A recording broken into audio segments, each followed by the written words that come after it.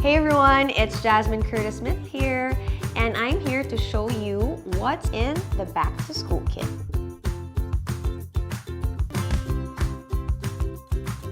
This is what 1,000 pesos will get our sponsored children para ready na sila bumalik sa school and tackle their future, diba?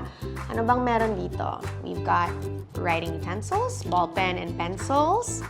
Meron tayong pangkulay, coloring utensils. We've also got lots of notebooks kasi marami tayong subject nahan, marami tayong pages to write our notes. Siyempre, may mga quiz din, may mga assessments dito yan sa ating pad paper. And last but not the least, siyempre magsusulat tayo throughout the year in Filipino and English, so meron din tayong writing books.